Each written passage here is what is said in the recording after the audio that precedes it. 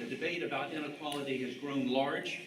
Governments, civil society, Davos, businesses. It's a hot topic of our century.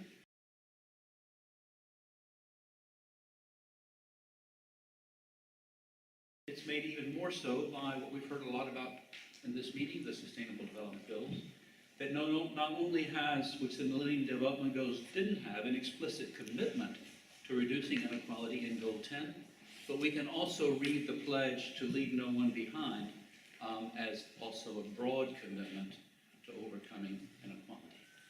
So on a topic with such big debate and such big public attention, why yet another report on inequality? And we think this report makes at least 3 significant contributions. First of all, as we'll see later in some of the bibliographics, much of the research on inequality has been northern-driven and largely driven by economics. This report has worked hard to bring in a wider range of places, of voices, of perspectives. We have contributions, as I said, from 107 social scientists, from 41 countries, from a range of disciplines, and almost half of the contributors are women. And I think even in this conference, what we have seen when we've discussed inequality is a slight predominance of male economists defining the problem, and we're trying to broaden that conversation, to expand the conversation, to make it more diverse and inclusive. Secondly, most of the studies on inequality have focused on its economic dimensions, and we want to draw upon a range of inequalities and their intersections. As I'll go on to talk about, we talk about the intersection of 7 kinds of inequality: economic, political, social, cultural, environmental, spatial, and particularly for this panel, inequalities of knowledge and the production of knowledge about inequality. And finally, at least a third of this report moves from the topic of measuring and understanding inequality to talking, as Julia said, about how we can move towards a more fair and just world. It's quite interesting. We have a growing field of inequality studies. We have a very small field of equality studies. So how do we turn the question up around to ask, how can we move, what are the pathways to a more equal and just world? So those are the 3 not so modest claims that we try to carry out in this report. Economic and political power are increasingly concentrated in the hands of a small number of people. This can threaten growth, social cohesion, and the health of democracies. As Achim Stein, just from UNDP, said in the previous session, inequality is one of the most corrosive forces of society that we face in our generation. The wealth of, if you look at the slides here over time, you can see that the growing concentration of wealth, so that the wealth now, according to Oxfam, though it's even gotten worse in the last year, the wealth at the bottom 50% of the world's population is equivalent to the richest 62 people in the world.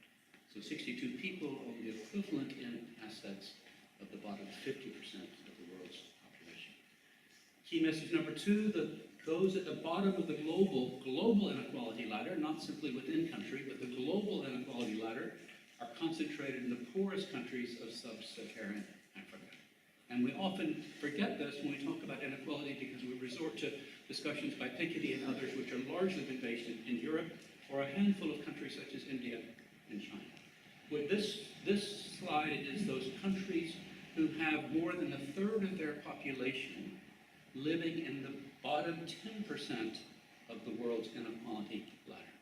So inequality, we argue in the report, not only should be seen for the Sustainable Development Goals as a single goal, that is goal number 10, but we feel that dealing with inequality is absolutely critical to dealing with most of the other goals in that report. We've named some here in terms of poverty, conflict, health, environment, and gender inequality. We think it's central, and the report argues it's central that we focus on inequality if we're going to achieve the SDGs. Now, most of that's known to people who have studied inequality. What we move on in the report, then the final third, which there has been far less of in the literature, we talk a bit about the future of inequality. And we began to look at where have we been successful in changing the rules and initiatives at various levels towards building a fairer world. The important thing to realize is that inequality, as Stiglitz and others have pointed out, is not inevitable.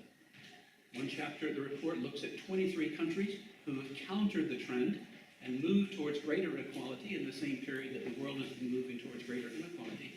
On the one hand, there's the argument that says inequality builds its own legitimacy. It actually, in highly unequal societies, you see that social aspirations are lowered.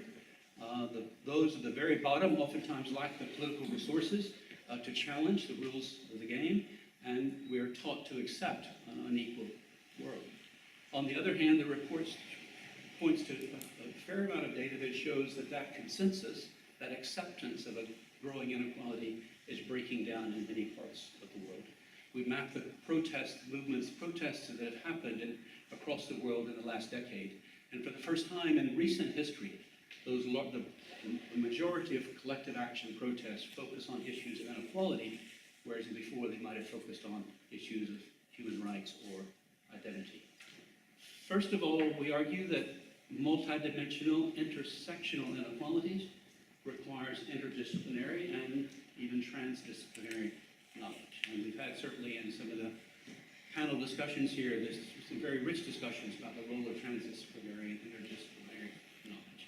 But this kind of phenomenon, we don't think we can simply understand it, as I've said, from an economic perspective or a social perspective or a cultural perspective. It's the intersections that are important, and development studies prides itself in being an interdisciplinary field, and we ought to be ahead of the game in this area. We also think there's a real need to go beyond debates about quantification and measurement. Much of the research in inequality is about how do we measure it, this debate on this approach or this approach, whatever. And in fact, that approach, while important, leaves out other ways of knowing, bringing together qualitative knowledge about people's lived experiences of inequality and participatory action research, which helps think with people affected by inequality of how to create a more fair and just world. We then talk about transformative pathways towards a more equal world requires more transformative forms of research.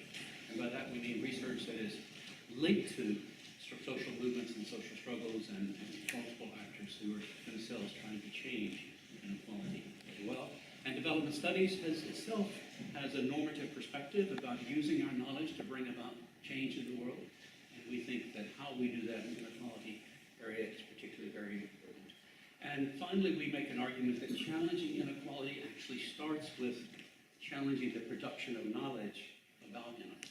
The report ends by giving us 7 priorities for a knowledge agenda, and I think they all apply to development studies. The first one is building on what I just said. Increase support for knowledge production about inequality and the processes of social inclusion and exclusion in those places affected by it.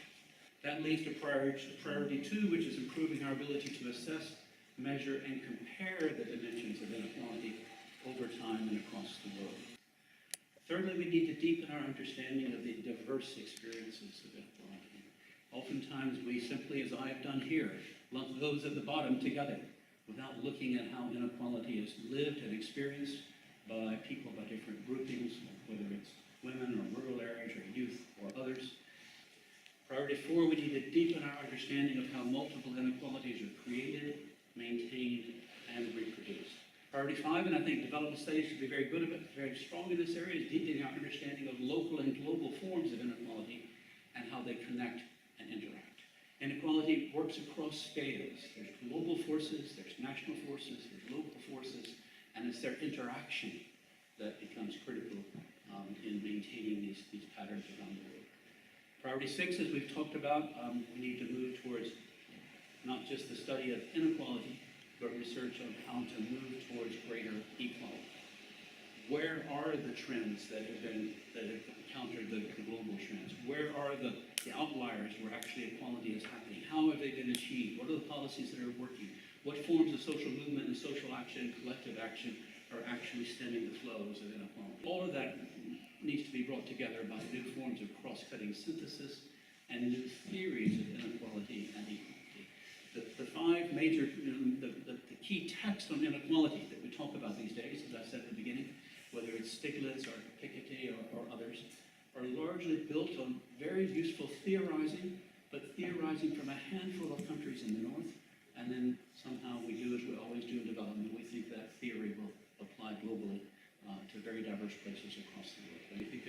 huge challenge to create a new synthesis based on a much more inclusive knowledge base to help us understand inequality and what we can do about it. So lots of challenges for development studies. I think we've got lots of work to do ahead. Thank you very much.